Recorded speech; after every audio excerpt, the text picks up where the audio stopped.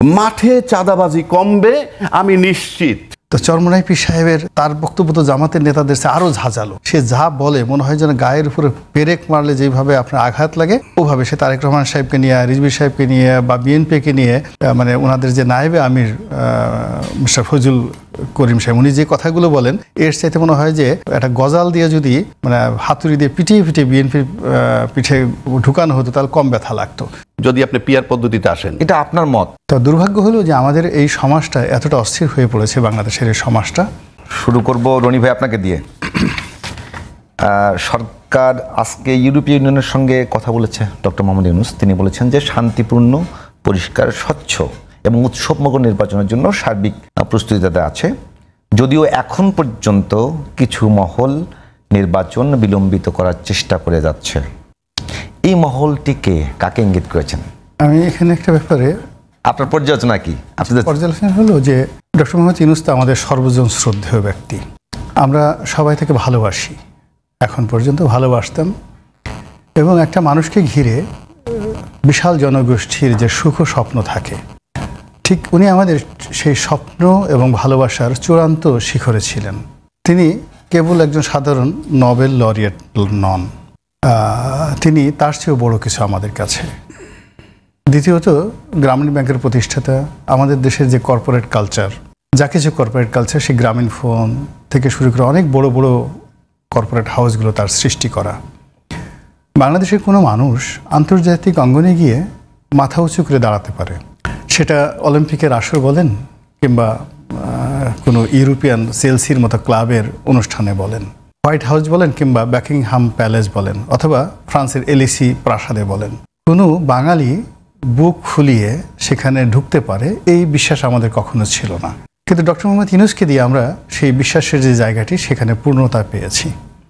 ফলে তার যে মর্যাদা, তার যে সম্মান আমাদের কাছে অনেক অনেক বড়।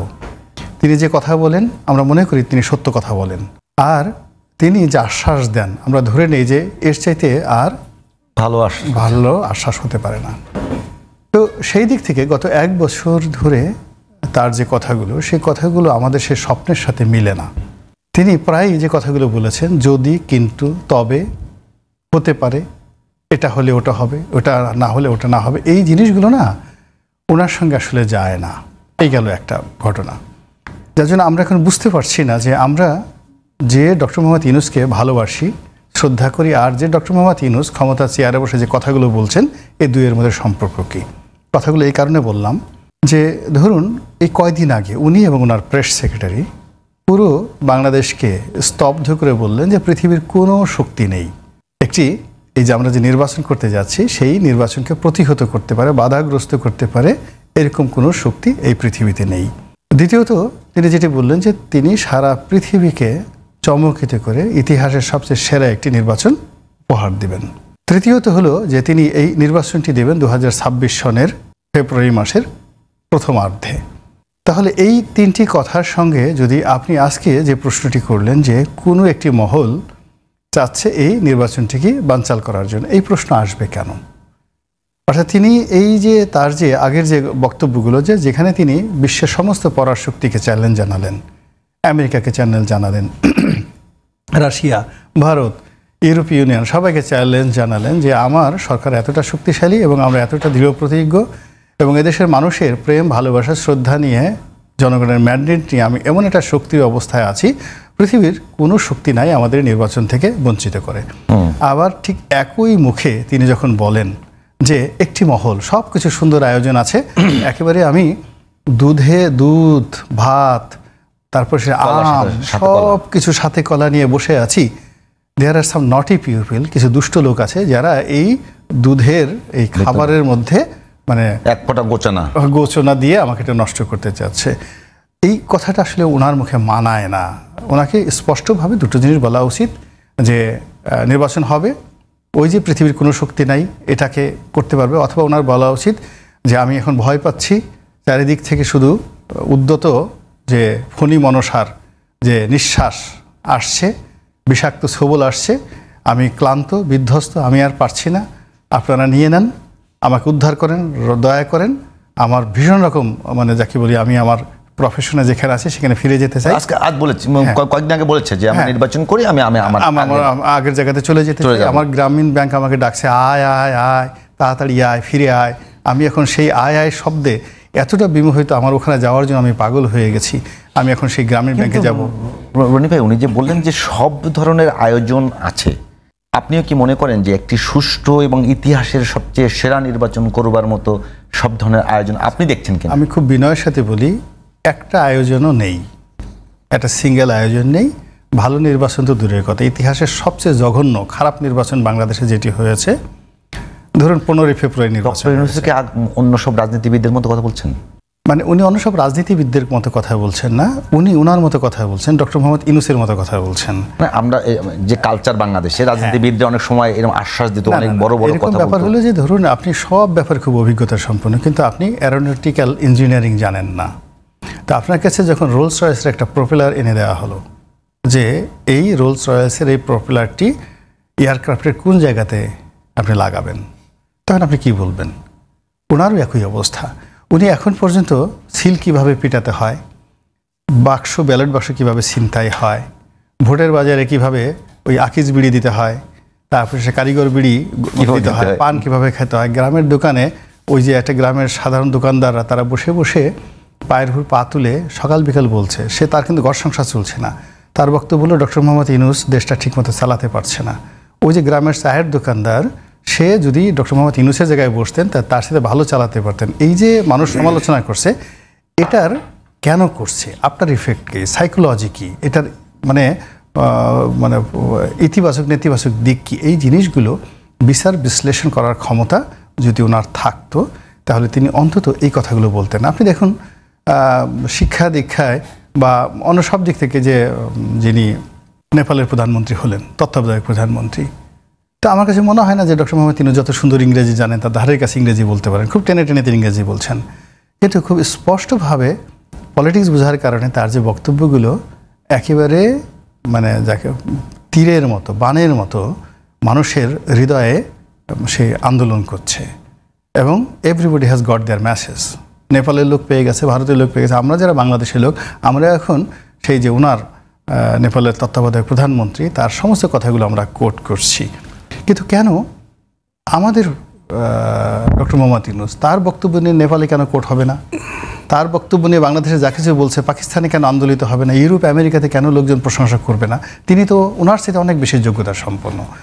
কেন একজন 34 বছরের যুবক ইব্রাহিম তারোরে, এই মুহূর্তে the president of Burkina Faso, captain Ibrahim Traore, তার একটা বক্তব্য নিয়ে, কথা নিয়ে, বার্তা নিয়ে ইউরোপ আমেরিকা সব জায়গাতে বিশ্ব এখন আলোচনা করছে? কেন আমাদের ডক্টর মোহাম্মদ ইউনূসের বক্তব্য শোনার জন্য যেখানে মানুষ টিকিট কেটে ঢুকতো, এখন উনি এই ক্ষমতায় বসার পরে তার বক্তব্য নিয়ে কেন গ্রাম বাংলায় আপনি আমি তুচ্ছতাচ্ছিল্য করছি? This is the question. একটু অ্যাডভোকেট আবু রাজ্জাকি একটা বিষয় বলবেন যে একেবারে এই যে নির্বাচন নিয়ে কথা চলছে, এর মধ্যেই আজকে ঐক্যমত্য কমিশন আলোচনা হয়েছে, সেখানে মুজিবুর রহমান মঞ্জু, এবি পার্টির চেয়ারম্যান, তিনি বলেছেন যে এই মুহূর্তে নির্বাচনটা যদি বিলম্বিত হয় সেক্ষেত্রে সবচেয়ে বেশি ক্ষতিগ্রস্ত হবে বিএনপি, তারপরে যদি কোনো দল, রাজনৈতিক দল ক্ষতিগ্রস্ত হয় সেটা হলো জামাত। তাহলে নির্বাচন পেছালে লাভ কার? ধন্যবাদ আপনাকে এবং আমার বিজ্ঞ সহ-আলোচক আর আপনার জিটিভির দর্শক শ্রোতা সবাইকে আমার সালাম। নির্বাচন হলে লাভ কার, নির্বাচন না হলে লাভ কার, এটা হলো সবচেয়ে বড় প্রশ্ন। বড় প্রশ্ন। নির্বাচন যদি না হয় তাহলে লাভ কার? নির্বাচন না হলে যদি বলি, আমি বললে হয়তো মানুষ আমার উপরে খেপবে যে আমি নির্বাচন চাই না, সেই আলাপ কিন্তু হচ্ছে না। না, আপনি বিশ্লেষণ করছেন লাভ কার? না, নির্বাচন না হলে লাভ দেশবাসীর গড়পড়তায়, দেশবাসীর লাভ। হ্যাঁ, এখন যদি বলি দেশবাসী বলতে কি, রাজনৈতিক দলের সাথে সম্পৃক্ত যে জনগণ, তারা বলবে রাজ্জাকি নির্বাচন চায় না, কিন্তু যতজন লোক ঐক্যমত্য কমিশনে যায় সব যদি যোগ করি তাতে যে জনসংখ্যা রিপ্রেজেন্ট করেন হার্ডলি 40-45% হবে, হার্ডলি এই বর্তমানে। বাকি 50-55% তো নাই, সেটা ওপিনিয়ন তো নেন নাই। ওখানে রাজনৈতিক দল যারা জাস্ট তাদের ওপিনিয়ন, তাদের সাথে যে জনগণ সম্পৃক্ত, জামাতের সাথে যে কয়জন জনগণ জামাতের, বিএনপির সাথে যে কয়জন জনগণ তার, এর বাইরের লোকের ওপিনিয়ন তো সে জানে না।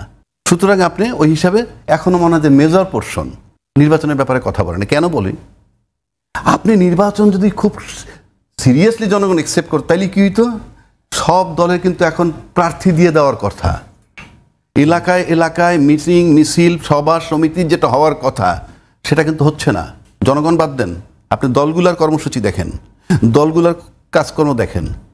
আইসে ঠেকছে কোন জায়গায়? জামাত তো করছে, জামাত করছে। যদি বলেন তাহলে জামাত পরিকল্পিত, জামাতের যে বড় দল যারা তাদের প্রার্থীর তালিকা কোথায়? তারা জামাত যেটা করছে আমি একমাত্র শুধু মানে ফেসবুকে, হটেভার ইট ইজ নট প্র্যাকটিক্যাল। না ফেসবুকে আসুক, তাও তো একটা আসছে, কিন্তু অন্য দলেরটা তো আমরা পাচ্ছি না। আরো ছোট দল বড় দল যাই হোক আসা উচিত। আর নির্বাচনের ব্যাপারে রনি ভাই যেটা কথাগুলো বললেন ইউনূস সাহেব সম্পর্কে, এগুলো নিয়ে আমরা ডিবেটে যাচ্ছি না। নির্বাচনের ব্যাপারে একখানা চিঠি দিয়ে দেওয়ার কথা নির্বাচন কমিশনকে, চিঠিখান দিয়ে দেওয়া হয়েছে এবং নির্বাচন কমিশন বলছেন উনি নির্বাচন করবেন। কিসে করবেন, কেমনে করবেন সেটা পরের চ্যাপ্টার। কিন্তু সমস্যা হয়েছে কোথায়? মাঠে কিন্তু একটা গ্রুপ নেমেছে, কি? পিআর পদ্ধতি। তাদের কাছে এটা গুরুত্বপূর্ণ, যেটা সেটা হলো পিআর পদ্ধতির একটা দাবি। আমরা পিআর পদ্ধতি নির্বাচন চাই। কারণ নামছে মূলত জামাত সহ কিছু ফোর্স, সাতটা রাজনৈতিক দল, ঘুরে ফিরে দেখবেনই। আবার আরেকটা দল বলতেছে, এটা সত্য, দুইটা দলের বক্তব্য কিন্তু সত্য। বড় দল বলতেছে সামান্য কয়টা সিটের জন্য যদি কেউ পিআর সিস্টেম চায় সেটা মানা হবে না। ইয়েস, তারা যেটা চায়, পিআর পদ্ধতি যারা চাচ্ছে তারা কিন্তু পার্লামেন্টে ঢোকার জন্যই চাচ্ছে, তারা এমনি সিট পাবে না। আবার যারা বলতেছে পিআর পদ্ধতি নেবে না, মানতে চায় না, তারাও পিআর পদ্ধতি মানতে চায় না এই কারণে যে পিআর পদ্ধতি ছাড়া নির্বাচন এলে তাদের 2/3 মেজরিটি পাওয়ার সম্ভাবনা। আমি বুঝতে পারছি, কথাটা শেষ করতে দেন। তাইলে পিআর পদ্ধতি যারা চাচ্ছে তারা নির্বাচনটা হয় পিআর পদ্ধতি হবে, নাহলে এই দাবিতে নির্বাচনটা বানচাল করতে থাকবে। কেননা ইতিমধ্যে তারা লাভবান হয়েছে। যদি ডাকসুর দিকে তাকান, জাকসুর দিকে তাকান, তারা কিন্তু কিছু পদ পাইছে, পাস করছে, এবং এটার ফ্লো কিন্তু অন্যান্য ইউনিভার্সিটিতে পড়ার সম্ভাবনা আছে। সুতরাং নির্বাচন পিছাইলে তাদের লাভ হবে, নির্বাচনটা পিছাইলে তাদের লাভ হবে, কারণ তাদের প্রভাব বাড়তেছে। আর আমি ব্যক্তিগতভাবে যদি আপনি রাষ্ট্রীয় লেভেলে আসেন, আমি কিন্তু বারবার বলতেছি পিআর পদ্ধতিতে জামাতের লাভ হবে বা যারা চাচ্ছে তাদের লাভ হবে, তারা পার্লামেন্টে ঢুকতে পারবে, এবং শুধু ওরা না, ছোট ছোট রাজনৈতিক দলও পার্লামেন্টে ঢুকতে পারবে। আর পিআর পদ্ধতি না হলে একটা দল সবচেয়ে বেশি সিট পাবে এবং তারা আউট হয়ে যাবে। এটা দুইটা রাজনৈতিক দলের চিন্তা ভাবনা। কিন্তু পিআর পদ্ধতি হইলে যেটা হবে, আমি ব্যক্তিগতভাবে বলি, পিআর পদ্ধতিতে আমি জনগণকে উদ্বুদ্ধ করতে চাই পিআর পদ্ধতির পক্ষে। যদি বলেন কেন, অনেকে অনেক কথা বলে, দুর্বল সরকার হয়, দুর্বল সরকার হয় না যদি সরকার স্বচ্ছ থাকে। সরকার স্বচ্ছ না থাকলে দুর্বলতার প্রশ্ন। কিন্তু পিআর পদ্ধতি হলে যেটা হবে, একটা দল যখন ক্ষমতায় থাকে 2/3 মেজরিটি নিয়ে, তখন বাজারে যদি আপনি চাঁদাবাজি করতে যান ওই দল, আপনি যদি প্রতিষ্ঠানে যান ওয়াসা ভবনে ওই দল, প্রশাসনে যান ওই দল, যেখানে যাবেন তার অন্য দল যে নির্বাচন করছে তাদের অনেক ভোট ছিল তারা কিন্তু আউট। এখন আসেন প্র্যাকটিক্যালি, মাঠে চাঁদাবাজি কমবে আমি নিশ্চিত যদি আপনি পিআর পদ্ধতিতে আসেন। এটা আপনার মত, আমি আমার মতো তো দিচ্ছি, সেটা ব্যাখ্যা তো দিচ্ছি। কারণ আপনি যখন চাঁদাবাজি করতে যাবে একটা দল, সেখানে পার্লামেন্টে যখন প্রতিনিধি অন্যান্য দলও থাকবে, তাদের একটা অবস্থান ওখানে থাকবে, সুতরাং তারা ফেস করতে পারবে। এখন কিন্তু সংসদের আসন যদি আপনার না থাকে দলীয়ভাবে, আপনার দল কিন্তু মাঠে কোনো কিছু ফেস করতে পারবে না। এরপর আসেন রাষ্ট্রীয় দুর্নীতি কমবে। রাষ্ট্রের যে দুর্নীতি হয়, এককভাবে একচ্ছত্র আধিপত্য সব পাশ করাই নিয়ে যাবেন মেজরিটি থাকলে আপনার, সেটা আপনি পারবেন না। 3 নম্বর, প্রশাসনের নিরাপত্তা বাড়বে। প্রশাসনের যখন সুপার ক্ষমতা নিয়ে যে দলটা অ্যাবসলিউট মেজরিটি নেয়, প্রশাসনটা সে কাজে লাগায় যেভাবে খুশি, এবং প্রোটেকশন সে দেয়। আর প্রশাসন সুস্থ থাকলেও, শান্তি থাকলেও থাকতে পারে না রাজনৈতিক প্রভাবে। কিন্তু যখন পিআর পদ্ধতিতে সব দল থাকবে প্রতিনিধি, তখন সেখানে ব্যালেন্স হবে। আসেন আয়নাগর, গুম, খুন, বিচার হত্যা হবে না। আমরা যদি দেশ ঠিক করতে চাই, বিচার বিভাগ বলেন, প্রশাসনিক বিভাগ বলেন, সব জায়গায় সব দলের প্রতিনিধি যখন থাকবে, সব জায়গায় পাহারাদার থাকবে। সুতরাং পিআর পদ্ধতি এই মুহূর্তে বাংলাদেশের মতো দেশে যদি দুর্নীতি মুক্ত করতে চান, চাঁদাবাজি মুক্ত করতে চান, প্রশাসনের নিরাপত্তা বাড়াইতে চান, প্রশাসনের নিরাপত্তা দিতে চান, বিচার বিভাগে স্বাধীনভাবে কাজ করতে দেন, তাহলে সব দলের প্রতিনিধি পার্লামেন্টে থাকবে, এবং সব দলের প্রতিনিধি থাকলেই এই জিনিসটা হবে। এখন এটা যারা চায় না, আর এটা যারা চায়, এখন জামাত চায় এইটার জন্য তা না, এটা আমি আমার ওপিনিয়ন দিছি। জামাত চায় বা অন্যান্য দল চায় তার প্রতিনিধি ঢুকবে, আর যারা চায় না তারা চায় তারা মেজরিটি নিবে।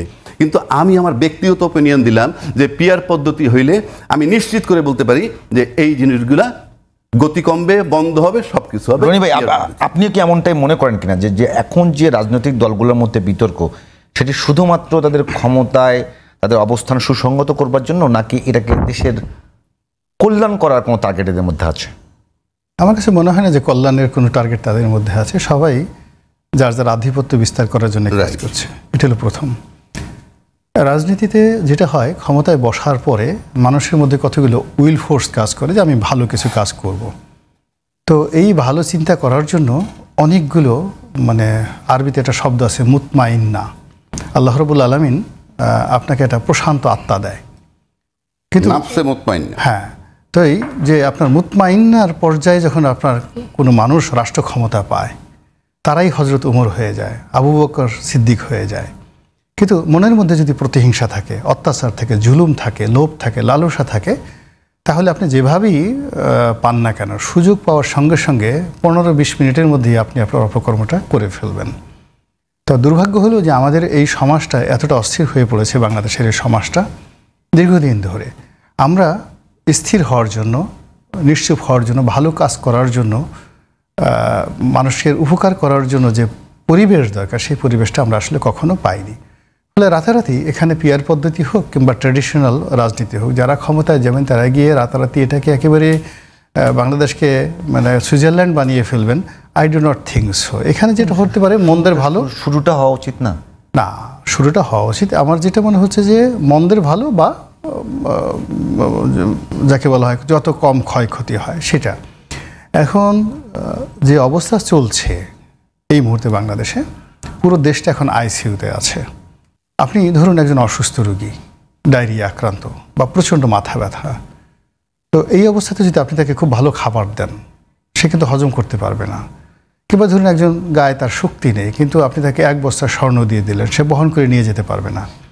এখন পুরো বাংলাদেশের যে মন মানসিকতা, এই মুহূর্তে যে রাজনৈতিক মন মানসিকতা, অর্থনৈতিক মন মানসিকতা এবং থিওলজিক্যাল আমাদের যে ধর্মতত্ত্ব রয়েছে, এখানে রীতিমতো আমি তো আমার এই জীবনে এত বিভেদ বিসংবাদ ধর্ম নিয়ে কখনো দেখিনি।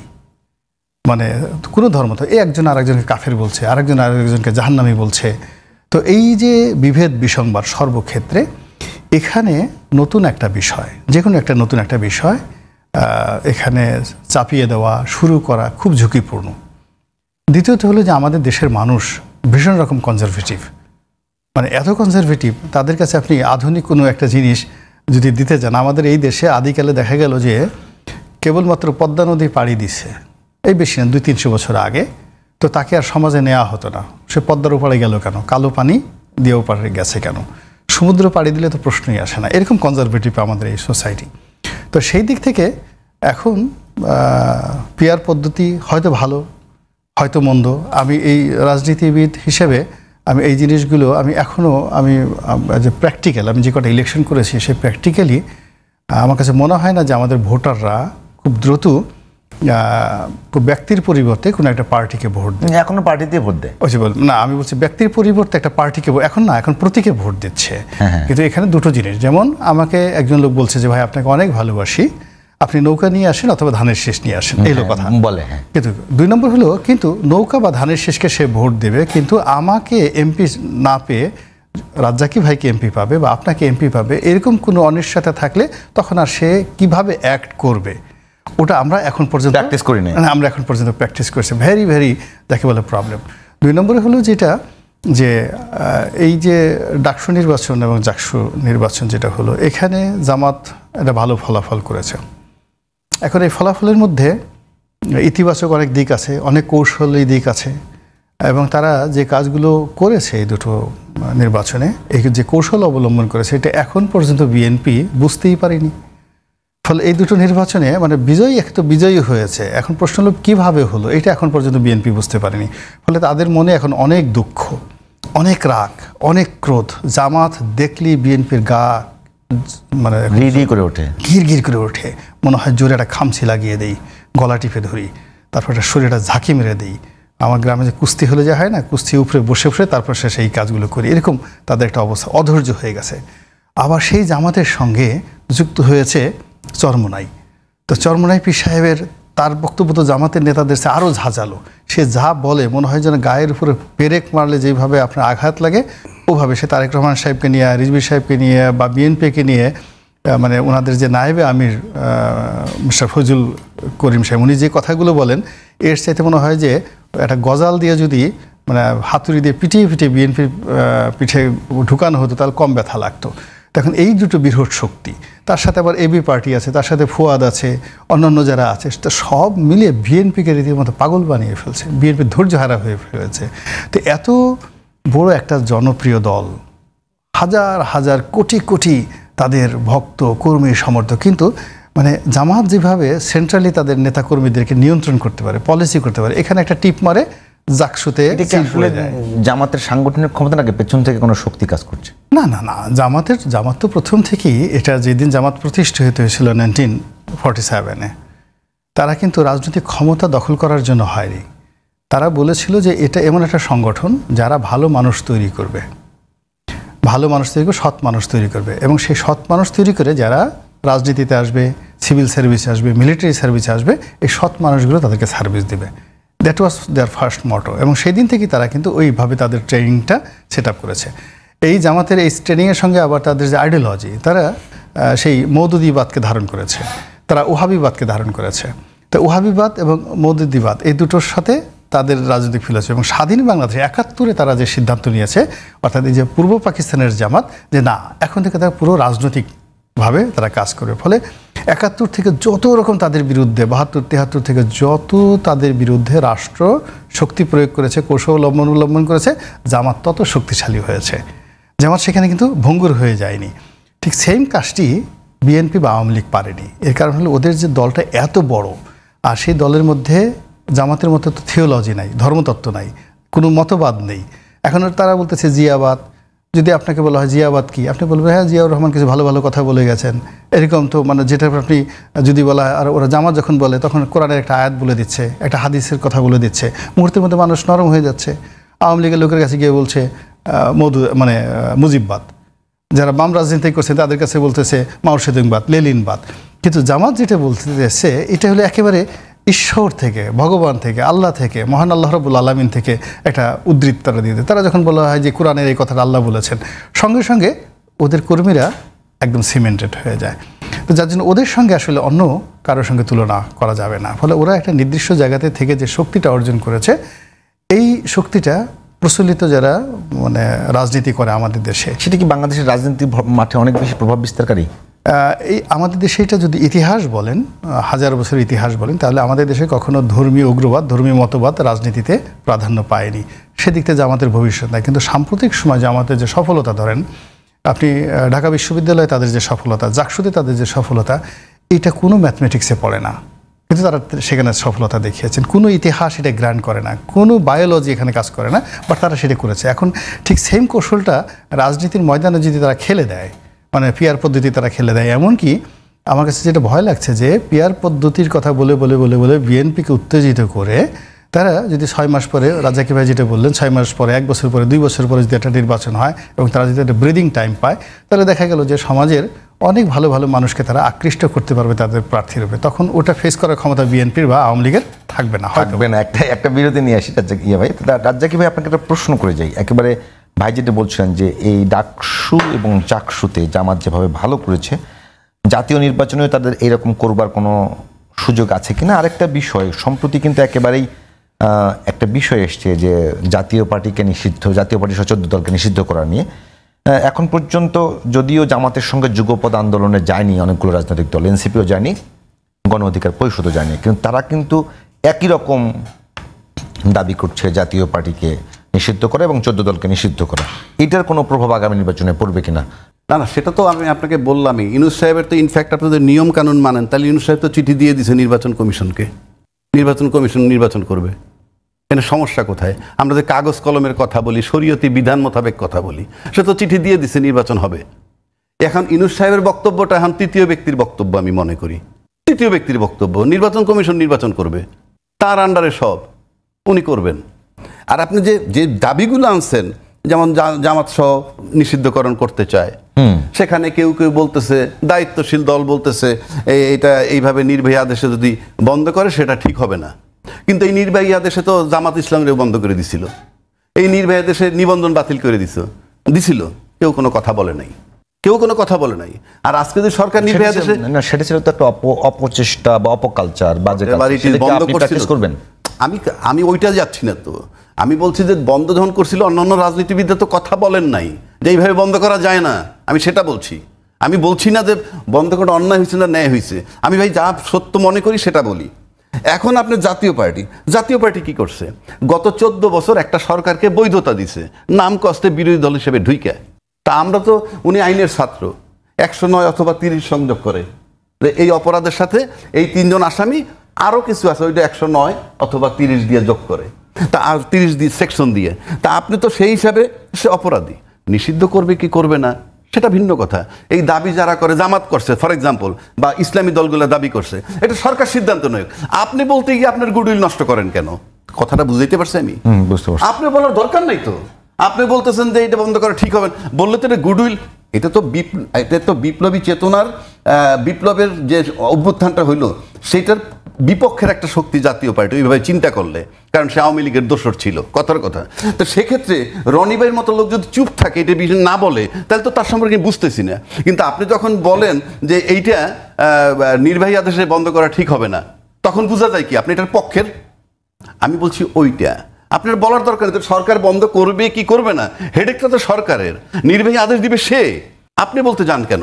এতে আপনার ক্ষতি হয় রাজনৈতিকভাবে, এটা বোঝে না। ওই যে একটু কৌশলের কথা বললো, আপনি দেখেন, আপনার প্রশ্ন একটা রেখে গেছেন, ওটা উত্তর পরে আসতেছে। রনি ভাই একটা কথা বলতে ভালো, যে কৌশল, এই যে জাকসুতে যে কৌশল করছে, রাজনীতিতে একটা কথা আছে ডিপ্লোমেসি, কূটনীতি। কূট মানে কিন্তু ভালো অর্থ না, মিথ্যা দিয়ে দুই পক্ষ মিথ্যা বলতে বলতে এক জায়গায় গিয়ে দাঁড়ায়, এটা হলো কূটনীতি। যদি আপনি ইসলামী ভাষায় আসেন হেকমত, খাঁটি বাংলায় কৌশল, তারপরে আসে ট্রিক্স, সব মিলে পলিটিক্স। তো সব যদি মিলে পলিটিক্স করেন, ডাকসুতে এটা যদি সে ধরতে না পারে, এটা তো তার ব্যর্থতা, এদের ব্যর্থতা নয়, 1 নম্বর। 2 নম্বর হচ্ছে রাজনীতিতে শেষ কথা বলতে কিছু নাই, এটার বয়স 53 বছর, দেশ তামাশা না। শেষ কথা বলতে কিছু নাই মানে ওই সরকারে যে আছে ইউনূস সাহেব বা বিপু সাহেব বা রনি সাহেব, ওনারা যা বলবে সব রাখতে হবে। আর রাজনীতিবিদদের শেষ কথা বলতে কিছু নাই, সকালে এক পদ বিকালে এক পদ। এই 53 বছরে কিন্তু ডক্টর ইউনূস তো তাই বলছে। ডক্টর ইউনূস তোমাকে সাবজেক্ট নেই, সে তো ডক্টর ইউনূস তো কনসিস্টেন্সি অনেক রাখছে। সে বলছে আমি ডিসেম্বরে দিব নির্বাচন, যদি অল্প সংস্কার হয়, বেশি হইলে জুনে দিব, এরপর আমি চলে। একটি দল ছাড়া কেউ, ওটা তো তার অপিনিয়ন, একটি দল ছাড়া কেউ নির্বাচন চায় না। এখন এবারে সে যে আমাকে নিয়ে সেটা তো বলা উচিত, এখন সেটা তো বলা উচিত, রাজনীতিবিদদেরই বলা উচিত। আপনি বলেন কোন দলটা চায় না, আমরা তার সাথে বসবো, কথার কথা। আপনি যদি রাজনীতি সত্যি সত্যি করতে চান, তাহলে আপনি ইউনূস সাহেবের বলেন একটি দল মানে কোন দলটা, আমরা তো রাজনীতি এক জায়গায় বসি, ওই দলটার নাম দয়া করে আপনি বলেন, আমরা তার সাথে সমঝোতা করবো বা আন্ডারস্ট্যান্ডিং করবো, আমরা বুঝবো। ওই জিজ্ঞেস করে না তো কেউ, আপনি ওনার দোষ দিয়ে আপনি চাইবেন, আপনার তো নির্বাচন দরকার না। জিজ্ঞেস তো করছে কে জিজ্ঞেস করছে? আপনি কে জিজ্ঞেস, কোন দল থেকে আপনি বলেন? এনসিপির পক্ষ থেকে এখন একেবারে আনুষ্ঠানিকভাবে বিভিন্ন অনুষ্ঠানে গিয়ে সংবাদ সম্মেলন করে বলছে যে সরকার পুরোপুরি বিএনপির পকেটে ঢুকে গেছে, যে সরকার ঐক্যমত্য কমিশনকে বলছে সালাউদ্দিন কমিশন, এবং ডক্টর ইউনূসকে বলছে যে সরকার পুরোপুরি, ইউনূসকে বলছে এখন বিএনপির মহাসচিব। ঠিক আছে, তাহলে সরকার নিয়োগকর্তারা বলছে, আরে ভাই সরকার বিএনপির পকেটে ঢুকছেই তো, এটা তো বলতেছে এনসিপি বলতেছে। তাইলে সরকার যে বলতেছে একটি মহলে কেন নির্বাচন বিলম্ব হচ্ছে, বিএনপি বলে? সরকার যদি বিএনপির পকেটে ঢুকে থাকে, তাহলে বিএনপির কথা সরকারের কথা, সরকারের কথা বিএনপির কথা, এই নাকি? তাহলে আমি আপনার কথার জবাব দিচ্ছি। আপনি বলছেন জাতীয় পর্যায়ে ডাকসুইডের প্রভাব কি হতে পারে। আমি এর আগে একবার বলছি, এবার যে যেখানে ভোট হোক, যে ফর্মের ভোটই হোক, সেই ফর্মের ভোটে মানুষ বিবেচনায় নিবে একটাই, সেটা ভোটাররা বিবেচনায় নিবে কোন প্রার্থী, যে কোনো ফর্মের প্রার্থী হোক, কোন প্রার্থী জুলাই চেতনার পক্ষে। আপনি জুলাই চেতনার পক্ষে, সে পক্ষে, আমিও পক্ষে। এখানে ভোটার 10 জন আসে, ওই 10 জন সিদ্ধান্ত নিবে যে আমাদের মধ্যে কাকে তারা ট্রাস্ট মনে করে জুলাই চেতনার পক্ষে, তারা বিজয়ী হবে। এবং ডাকসুতে তাই হয়েছে। এবং আপনি যদি আরেকটা জিনিস লক্ষ্য করেন, সবসময় বলে ছাত্র রাজনীতির প্রভাব জাতীয় পর্যায়ে নেই, কিন্তু আপনি কি এবার দেখছেন যে ব্যবসায়ী মহল সব জামাতের আমিরের সাথে সম্প্রতি দেখা করছে? কেন দেখা করছে? কারণ বিজনেসম্যানরা বহু খবর রাখে। আমরা মনে করি বিজনেসম্যানরা বোকা, এবং যারা ভাবে বাংলাদেশের বিজনেসম্যানরা বোকা, তারা নিজের বোকামির পরিচয় দেয় যে সে নিজে বোকা। এর কারণ হচ্ছে একজন ব্যবসায়ী ব্যাংকের থেকে 4,000 কোটি টাকা লুট করার পর সেই টাকাটাকে সেভ করার জন্য রাজনীতিবিদদেরকে কিভাবে পকেটে নেয় সেটা ব্যবসায়ীরা জানে, অলিগার্ক জানে। এই যে জানে, টোটাল রাজনীতি নিয়ন্ত্রণ করে ব্যবসায়ীরা। কোন ব্যবসায়ীরা? ডিফল্টার ব্যবসায়ী, যারা ব্যাংকে অলিগার্ক হয়ে উঠতে চায়। যাই হোক, এখন ওরা যখন জামাতের আমিরের সাথে দেখা করতে গিয়ে তখন আপনাকে বুঝতে হবে যে এই যে ডাকসুর যে নির্বাচন, তার যে একটা ইম্প্যাক্ট, এটাকে যদি বলেন পার্শ্ব প্রতিক্রিয়া বলতে পারেন। একটা ওষুধের পার্শ্ব প্রতিক্রিয়া থাকে। এই যে ওষুধটা, সেটার পার্শ্ব প্রতিক্রিয়া হয়েছে, সেটা বিজনেস কমিউনিটি ফিল করছে। কারণ বিজনেস কমিউনিটি মাঠে থাকে, একটা বিজনেস কমিউনিটির 40,000 কর্মী মাঠে থাকে। সুতরাং তাদের কাছে এটা আসে। সুতরাং জাতীয় পর্যায়ে এটা পড়ার সম্ভাবনা, এবং কেন সম্ভাবনা সেটা আপনাকে বলতেছি। নতুন জেনারেশনের কাছে রাজনীতিতে শেষ কথা বলতে কিছু নাই, আপনি বলতে পারবেন না। দ্বিতীয় কথা আসেন, যেই জামাতটাকে নিয়ে, মানে রাজনৈতিক দলের যে কোনো আদর্শ নাই বাংলাদেশে, পরীক্ষিত দুটি দলের আদর্শগতভাবে দুইটা দলের গ্রহণযোগ্যতা নাই, সেটার প্রমাণ সেটা এই দেশের নতুন প্রজন্ম যারা, তারা বিবেচনা নিচ্ছে। কেন নিচ্ছে সেটা বলি। জামাত একটা দল যে একটা স্বাধীনতা বিরোধী শক্তি। এই জামাতকে এরশাদ যখন ক্ষমতায় ছিল, সে স্বাধীনতা বিরোধী শক্তি না, এইরকম এস্টাবলিশড হয় নাই। কিন্তু তাকে নামানোর জন্য কিন্তু জামাতকে সহ আন্দোলন করছে, অর্থাৎ স্বাধীনতা বিরোধী শক্তিটাকে কাজে লাগাইছেন। তাহলে স্বাধীনতা বিরোধী শক্তি আপনি কোনোভাবে কাজে লাগাইতে পারবেন না, এক। দুই, আরেকটা পরীক্ষিত দল এই স্বাধীনতা বিরোধী দলের সাথে জোট করে তাদেরকে ক্ষমতায় নিয়ে মন্ত্রীও বানাইছে। তারপর আবার আপনার কতক্ষণ পর তার গায়ের থেকে গন্ধ পান। অর্থাৎ স্বাধীনতা বিরোধী শক্তিটাকে যারা ব্যবহার করে পরে আবার গন্ধ পান, নতুন জেনারেশন এটা অ্যাকসেপ্ট করে নাই, করবেও না সামনে। অর্থাৎ আপনি যখন স্বাধীনতা বিরোধী শক্তি আপনার পছন্দ মতো সময় মতো ব্যবহার করবেন, আর পরে বলবেন আপনি আদর্শবান দল, আমি কেন বিশ্বাস করব? আবার আপনি যখন তাকে গালি দেন স্বাধীনতা বিরোধী শক্তি রাখবো না, কোন হিসাবে? সুতরাং এই যে সামনে যে রাজনীতি আসছে, জটিল থেকে জটিলতর হবে শুধু এই কারণে। আর এই যে পিয়ার পদ্ধতির কথা শেষ করে দিচ্ছি, পরে বলেন, এটা এই বিষয়টা শুনে আসছি রনি ভাই। একেবারে একটা বিষয়টা পানির মতো ক্লিয়ার। এই মুহূর্তে একজন উপদেষ্টা বলেছে যে এনসিপি যাতে আগামীতে আরেকটা মওদুদিবাদের সাপোর্টার না হয়ে ওঠে, মওদুদিবাদের আদর্শে অনুপ্রাণিত না হয়। আজকে তার হচ্ছে যে শুধুমাত্র জামাত বাদে অন্যদের সাথে যুগপৎ আন্দোলন করবে এনসিপি। তাহলে মোটামুটি আর জামাতের সঙ্গে যে দলগুলো আছে তারা মোটামুটি সবগুলো ইসলামপন্থী রাজনৈতিক দল। তাহলে কি, যেহেতু আপনি এই সেক্টরটা খুব ভালো বুঝবেন, তাহলে বাংলাদেশের রাজনীতি কি আগামী দিনে দুই ভাগে বিভক্ত? একদিকে ইসলামপন্থী রাজনৈতিক দলগুলো, অন্যদিকে অন্য যারা আছে সবাই একদিকে, এরকম সম্ভাবনা দেখছেন কিনা? মূলত এনসিপি যে বক্তব্যটা দিয়েছে জামাত ছাড়া অন্য যে কোনো লোকের সাথে জোট করবে, এটা যে তাদের একটা কৌশল না, এটা কিন্তু বোঝা যাচ্ছে না। মূল ব্যাপার হলো জামাত এই 2012-13 সন থেকেই এত চমৎকারভাবে রাজনীতির মাঠে খেলে আসছে। কে যে তার ডান পকেটে, কে যে তার বাম পকেটে, এটা বোঝা যাচ্ছে না। এবং এখন বিএনপি তার নিজেদের প্রতি আস্থা হারিয়ে ফেলেছে। আস্থা হারার কারণে কি হলো দেখুন, সেই রাজশাহী ইউনিভার্সিটিতে তাদের যে প্রার্থী, সেই প্রার্থী প্রত্যাহার করে নিয়েছে। অনেকে সন্দেহ করছে যে বিএনপির প্রার্থী হয়েছে, অর্থাৎ ছাত্রদলের প্রার্থী হয়েছে, কিন্তু মূলত জামাতের শিবিরের লোকজন। তো সেই দিক থেকে এনসিপি, মানে যেখানে বলা হয়ে থাকে এনসিপি, জামাত, ডক্টর ইউনূস, তারা ত্রয়ী একটা মাস্টার প্ল্যান করে দীর্ঘদিন ধরে শেখ হাসিনার বিরুদ্ধে তারা দেশে এবং দেশের বাইরে তৎপরতা চালাচ্ছেন। তাদের সঙ্গে এই বাংলাদেশের ছোটন জ্ঞান, বিদেশের ডিপ স্টেট পলিসি, নানা রকম তথ্য আমরা পাচ্ছি। তো সেখানে কিন্তু এমন কোনো তথ্য পাচ্ছি না যে এই গ্রুপগুলোর সাথে বিএনপির বা অন্য কোনো রাজনৈতিক দলের কখনো কোনো সংযোগ ছিল। বিএনপি মাঠে যথেষ্ট যাকে বলা হয় তারা স্যাক্রিফাইস করেছে, জেল জুলুম হুলিয়া করেছে, কিন্তু কৌশল, লন্ডন আমেরিকার যে কৌশল, লবিস্ট নিয়োগ করা থেকে শুরু করে যে কথাগুলো এখন জামাতের বড় নেতা সেই টেলিভিশনে এসে বলছেন যে আমরা ডক্টর মোহাম্মদ ইউনূস, অন্যান্য সবাই এনসিপির যারা আছে, এখানে বাংলাদেশের অনেক ব্যবসায়ী গ্রুপ আছে। ওই যে মিস্টার ডগলাসের নাম আসছে এখন, সাম সিআইএর এজেন্ট ডগলাসের সাথে আবার এই যে এক এনআইএ ধরা পড়লো।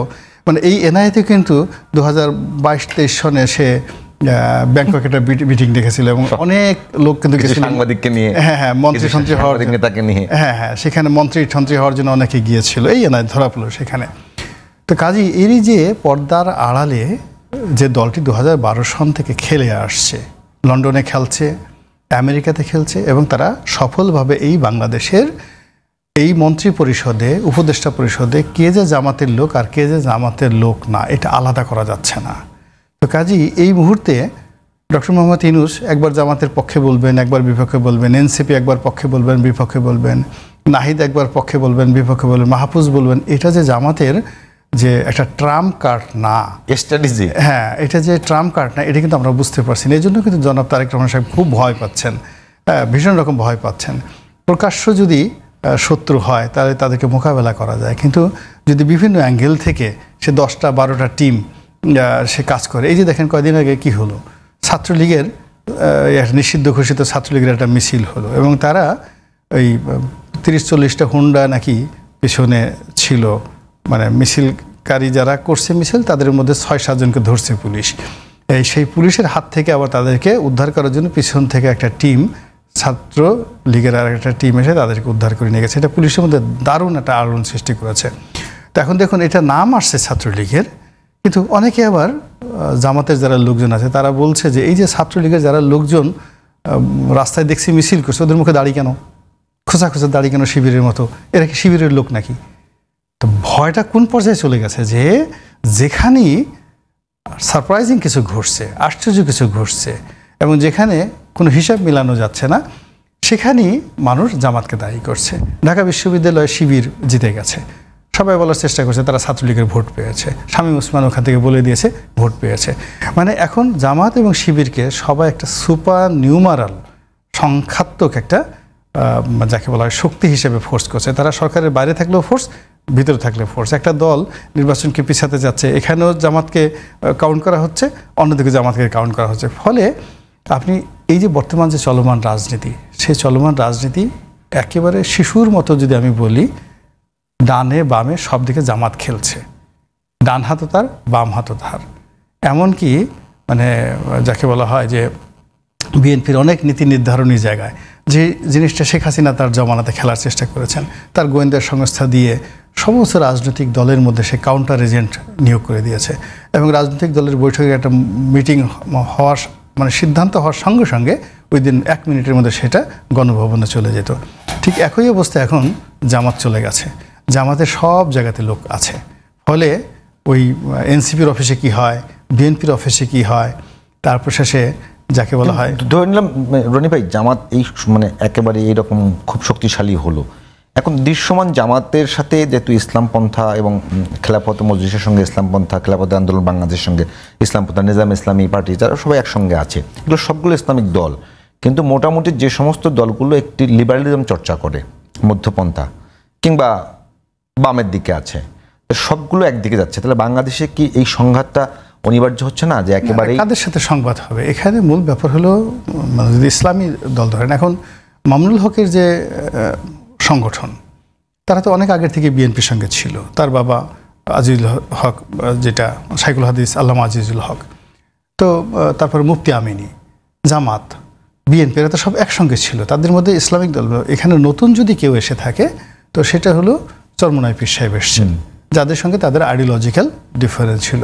তো চরমোনাই পীর সাহেবের বাইরে আইডিওলজিক্যালি যদি বড় রাজনৈতিক সংগঠন ধরেন, প্রচুর ভক্ত মুরিদান আছেন, সেটা হলো জাকের পার্টি, আর আছে ওই যে মাঝভান্ডারি, আর সিলেটরি অঞ্চলে আছে ফুলতলি পীর সাহেব, যিনি গত বছর এমপি হয়েছিলেন। তো জামাত এখন যে কৌশলের মধ্যে আছে, তারা চাইলে এদের সঙ্গে কিন্তু তারা একটা নেগোসিয়েশন করতে, আমি সেটাই বলছি, সেটা কি ইসলামপন্থীগুলো একদিকে যাচ্ছে না? ইসলামপন্থীগুলো একদিকে তারা যাবে, একদম যাবে, এবং এই একদিকে আনার জন্য তারা যথেষ্ট স্যাক্রিফাইস করছে। জামাত যে স্যাক্রিফাইসগুলো করে যাচ্ছে, তারা যে বিষয়গুলো নিয়ে একসময় খুব, যেমন মোনাজাত করা যাবে না, অনেকগুলো বিষয় তারা কিন্তু ছাড় দিচ্ছে। ছাড় দিয়ে ভাই বলবেন এটা নিয়ে কোনটা? একেবারে বাংলাদেশে এখন কিন্তু দৃশ্যমান যে একদিকে ইসলামপন্থী রাজনৈতিক দলগুলো, অন্যদিকে যারা একটু বাম এবং মধ্যপন্থী, তারা একদিকে যাচ্ছে। এটা বাংলাদেশের রাজনীতির নতুন মেরুকরণ কিনা? না না, আমার কাছে বিষয়টা, আমি দ্বিমত করছি না ওনার সাথে। ইসলামী দল তো একটা জায়গায় যেতেই পারে। প্রশ্ন হচ্ছে, আমরা কিন্তু ব্যক্তি পর্যায়ে কথা বলি। ব্যক্তি পর্যায়ে দেখেন যে দলগুলো পরীক্ষিত বা বড় দল ক্ষমতায় ছিল, তাদের কিন্তু দলীয় আদর্শ কিন্তু দুইজন ব্যক্তি, দুইটা দলের।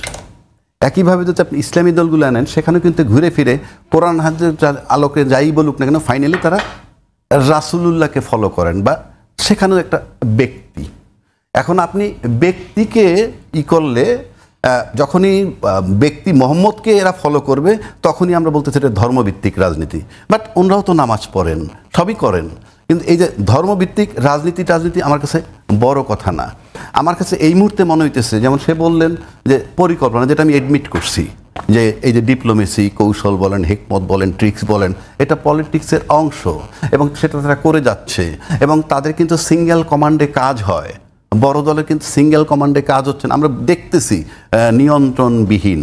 যেমন জামাত ফেসবুকে উনি নাম দেখছেন, একটা তালিকা প্রকাশ করছে, আমরা কিন্তু অন্য কোনো পার্টির ফেসবুকে তালিকাও দেখতেছি না। অর্থাৎ তালিকা দিলে এখন কি হবে জানেন, তাদের বেলায় তাদের এলাকায় 5 জন, কোনো এলাকায় 4 জন প্রার্থী থাকতে পারে, কারণ নাম মেনশন করলে তাদের একটা বিশৃঙ্খলা হতে পারে। তার মানে কি এখানে কন্ট্রোল নাই। কিন্তু জামাত যে দিছে তার আছে না, সে 5 জন না থাকুক 2 জন তো আছে, কিন্তু তারা যেটা দলীয়ভাবে সিদ্ধান্ত দিচ্ছে মেনে নিচ্ছে, এবং সে কারণে তাদের দলীয় প্রার্থী এই মুহূর্তে ঘোষণা করা কঠিন বলে আমার কাছে মনে হয়, নাহলে ঘোষণা করতে পারতো সেই দিক থেকে।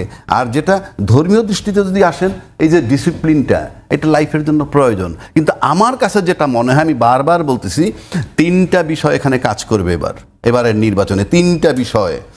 বাংলাদেশ, ওই যে বললাম রাজনীতিতে শেষ কথা বলতে কিছু নাই, এখান থেকে সব রাজনীতিতে সরে যেতে হবে। কারণ আপনি একটা নিজের সন্তানের সাথে যদি একটা ইস্যু নিয়ে 3 বেলায় 3 পদের কথা বলেন, সেই শিশু আপনাকে, সেই ছেলেও আপনাকে লায়ার বলবে। কিন্তু জনগণ লায়ার বলতেছে না রাজনীতিবিদদেরকে। 1, 2, আপনি যে স্বাধীনতা বিরোধী শক্তির ব্যবহার করার পর আবার তাকে বলবে স্বাধীনতা বিরোধী শক্তি, এতে নিজের দলের আদর্শ প্রমাণ হয় না। এই জায়গা থেকে দলগুলো সরে আসতে হবে।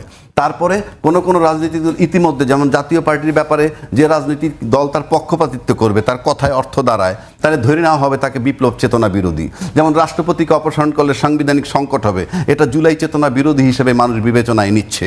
এবং আওয়ামী লীগকে নিষিদ্ধ করুন আমাদের কাজ না, জনগণের কাজ। এই সিদ্ধান্ত, এই বক্তব্য বিপ্লবী চেতনার বিরুদ্ধে যায় এবং ভোটাররা সেভাবে নিবে। এবং এই জায়গা থেকে যে দল উইন করবে তাকে এস্টাবলিশ করতে হবে যে জুলাই অভ্যুত্থানের পক্ষ শক্তি, সে নাম্বার 1। নাম্বার 2, রাজনীতিতে শেষ কথা বলতে কিছু নাই, এই সমস্ত কথা চলবে না। নাম্বার 3, যার সাথে একবার বন্ধুত্ব করবেন পরে আবার তাকে শত্রু বলবেন, এই সমস্ত জিনিস চলবে না। এই জায়গা থেকে বেরিয়ে যারা আসতে পারবে তারা সামনে তাদের জন্য নির্বাচন সুদিন বলে আমার কাছে মনে হয়। এখানে আমার কাছে ধর্মভিত্তিক রাজনীতি বা ধর্ম ছাড়া রাজনীতি, সবাই যখন আমরা মানুষের রোজা করি, হজ করি, জাকাত দেই, সব করি, তা আমি তো ধর্ম পালন করি। সেক্ষেত্রে একটা লোকে যদি রাসূল পাককে তার আদর্শ বানায়, আমার সমস্যা কোথায়? আপনার সমস্যা কোথায়? আসলে কি কোনো সমস্যা নেই? সমস্যা থাকার কথা না তো। এখন প্রশ্ন হচ্ছে যে রাসূল পাকের নামে তারা রাসূলকে ফলো করতে পারতেছে না। It is not so easy. কারণ রাসূল পাকের শাহাদাত আঙ্গুলের ইশারায় চন্দ্র দ্বিখণ্ডিত হয়েছিল। বাংলাদেশে এমন কোনো মুফতি আছে যে 2 লক্ষ বার কুল্লাল্লাহ সূরা পড়ে একটা ফু দিলে একটা শিকি হবে? কাজেই আপনি রাসূলের আদর্শ বললে কি হবে? আপনি সেটার ভিতরে নাই। এইদিকে যারা আবার জিয়াউর রহমানের আদর্শ বলতেছে, তারা সেই আদর্শে নাই। যিনি বঙ্গবন্ধুর আদর্শের কথাও যদি বলেন, সেই আদর্শে নাই। সব আদর্শচ্যুত যখন হয়ে যায় তখন কেওয়াজ থাকবেই। রনি ভাই আসলেই বলবেন না, আসলে উনি যে কথা বললেন সে তো দ্বিমত করার কোনো কারণ নেই। রাজনীতি ধর্ম সম্পূর্ণ আলাদা একটা বিষয়। ধর্মর বিষয়টা যাকে বলা হয় একান্ত ব্যক্তিগত, পারিবারিক, আর ওটাকে রাজনৈতিকভাবে সার্বজনীন করাটা খুব একটা কষ্টসাধ্য বিষয়, ইতিহাস তাই বলে।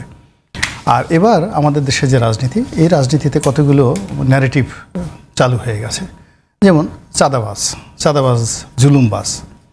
এখন চাঁদাবাজ, জুলুমবাজদেরকে ভোট দেওয়া যাবে না, কিংবা এই যে আওয়ামী লীগ যা, অমুক পার্টিও তা, এই কথাগুলো চলে আসছে। ফলে এবারের নির্বাচনের মাঠে প্রার্থীর গুণাগুণ, তারপর শেষে পার্টির ম্যানিফেস্ট, এবং এই যে গত 1 বছরে একটা পার্টি কতটা ভালো কাজ করছে, মন্দ কাজ করেছে, এটা কাউন্ট করবে। যদি ভোট দেওয়ার সুযোগ হয় কারো, তাহলে এই জিনিসগুলো সামনে অবশ্যই আসবে। আর যদি আপনি ভোট কেটে নিয়ে যান, ব্যালট বাক্স ছিনতাই করে নিয়ে যান, আলাদা ভোট তৈরি করে আপনি একটা রেজাল্ট শিট তৈরি করে ঘোষণা দিয়ে দেন, সেটা আলাদা জিনিস।